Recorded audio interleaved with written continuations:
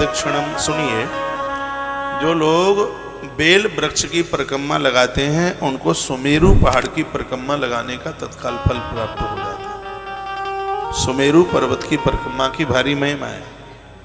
सुमेरु पर्वत की परिक्रमा लगाने से जो फल मिलता है, ते सुमेरु गिरिवरा कृतम एव प्रदक्षिणम, सिर्फ बेल वृक्ष की एक परिक्रमा लगाने से उतने फल की प्राप्ति हो जाती है। न छिद्दांत श्री फल तरुरम न दहित काष्ठमेव वचः, बिना ब्राह्मण यज्ञार्थम पतितो बिल विक्रय। इसमें बड़ा सुंदर वर्णन किया है कि व्यक्ति चाहे जिस चीज का व्यापार कर ले, लेकिन वो कभी ना तो बेल के पत्ते बेचे, ना बेल की लकड़ी बेचे और ना कभी बेल के फलों को बेचे। वो तो धर्म कर्म में उसको लगाए, उसका कभी भी विक्रय ना करे। वर्णन किया गया है, इसमें कहा गया है कि उसका विक्रय ना करे। काष्ठ में चाहे उसका काष्ठ हो और चाहे बेल का पत्ता हो और चाहे बेल का फल हो। देखा है, पतितो बिल्व विक्रयी, यदि किसी ने बेल के फलों का विक्रय किया, लकड़ी का विक्रय किया, बेल की पत्तियों का विक्रय किया, तो बिल्व विक्रयी पतितो, वह व्यक्ति पतित हो जाएगा, समाप्त हो जाएगा। इसलिए इसका व्यापार ठीक नहीं है। इसको तो बांटने के लिए होना चाहिए, इसका व्यापार ठीक नहीं है। इसका यज्ञ के बिना, देखो बेल की लकड़ियां सिर्फ यज्ञ में ही यूज की जाती हैं और दूसरी जगह उसको कहीं भी नहीं जलाया जाता। वर्णन है इसमें, सिर्फ यज्ञ में ही उसका दहन, सिर्फ यज्ञ के ही लिए और किसी काम के लिए नहीं। जो व्यक्ति से बेचता है वो पतित हो जाता है।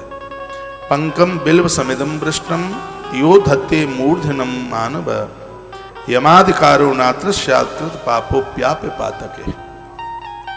वर्णन, जो व्यक्ति बिल्व काष्ठ से मृतका को सिर के ऊपर लगाता है, भले ही वह घोर पापी क्यों न हो। वर्णन किया गया है कि बेल की लकड़ी ले और मिट्टी को ऐसे कर करके गूंथे, यूं गूंथे, और फिर उस मिट्टी को अपनी देह से लगाए, अपने शरीर से लगाए। तो इसमें वर्णन किया गया है कि घोर पापी कौन हो व्यक्ति, यमाधिकारो नाथ स्याकृत पापो बेपातके, घोर पापी व्यक्ति भी यमराज की फांस में जाने से बच जाएगा। तो ये एक अपराध का बहुत बड़ा प्रायश्चित है।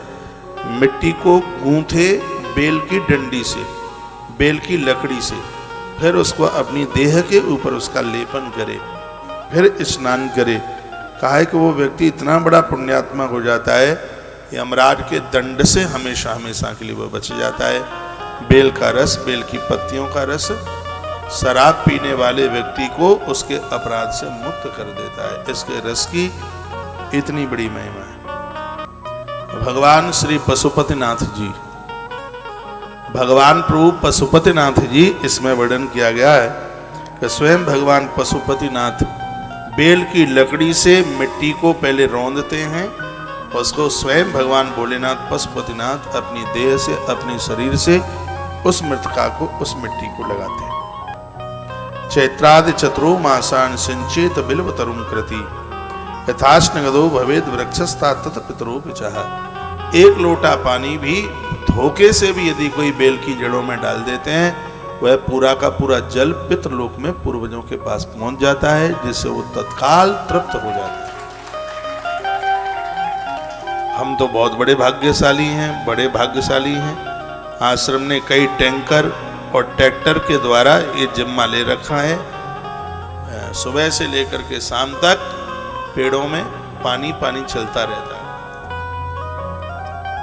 तो ये से तो आप सबके पूर्वज ही तृप्त हो रहे हैं और हम तो लगे ही इस काम में। इसमें लिखा है कि धोखे से भी एक लोटा पानी बेल के पेड़ में कोई डाल दे, उसकी इतनी बड़ी महिमा है कि वो जल पितृलोक में पहुंच जाता है और पितृ उससे तृप्त हो जाता है।